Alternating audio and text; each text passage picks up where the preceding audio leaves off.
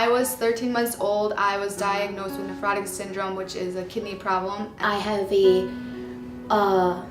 rare genetic lung disease called cystic fibrosis. I came to Children's in 2010 because I needed a heart transplant.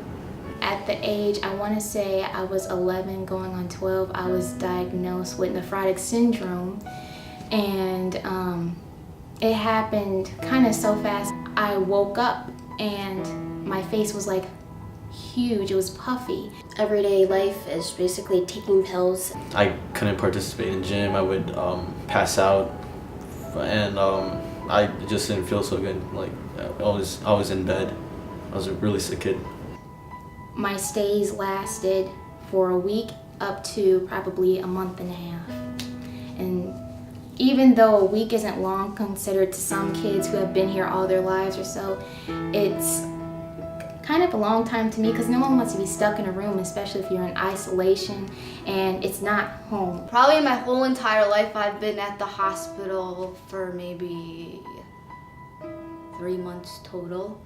During the year, I have to at least come to the hospital once for a tune-up. Sometimes it's more than once a year. I also have polyps, I grow polyps, so I also have to have some surgeries. I'm that type of person who stays positive, and I'm like, you know what, next year will get better, Mommy. You know, look at the situation. I don't have cancer or anything, which is great, but it sucks being sick. A lot of people get so nervous about surgeries and like especially if it's a transplant, but I was just so excited to be able to to be a normal kid, to do all the normal things like swimming, having a normal diet, sleepovers, and not having a big catheter on my stomach all the time 24/7, and just getting home to go to sleep and not to hook myself up to a robotic machine that made me feel like a monster instead of like a human.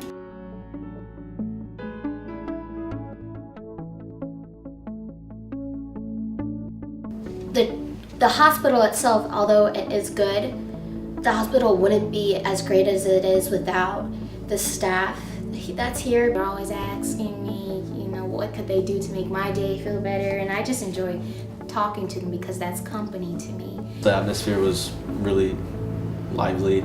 Everybody wanted to know who I was and wanted to make me feel better, and just the environment was really good. This place is like my second home. I love coming here, whether obviously I don't like coming here if it's for a bad thing, but I love the doctors, I love the facility, especially the new hospital, and it just makes me feel cozy and at home, and it's not intimidating. I even have grown relationships with some nurses and staff that probably last me a lifetime. The nurses will just sit down and we'll talk about, you know, their life and my life and all that stuff and make jokes, so it's a great relationship. And I look forward to seeing my doctors because they genuinely care about me, and they're not just oh hey, how are you, here's your medicine, let's go. They're asking me how I'm doing, asking how everything's at home, am I being compliant with my medications, and it just feels more not counseling, but more someone I can talk to instead of just a doctor, and that's why I really look forward to coming here. The little things matter and count. When I was in the hospital, she wasn't even my nurse, but she came in and played a game with me, which was really nice and awesome because it showed me that she cared about me, and it made me feel special. This one nurse, before she puts the rubber band on my arm, when she takes my blood, she puts a paper towel under it so that when she ties the rubber band, it's not pinching me, because I think the rubber band hurts me more than the needle itself. It just meant a lot to me that she wanted to be gentle and she cared about how I felt. It's one big happy family.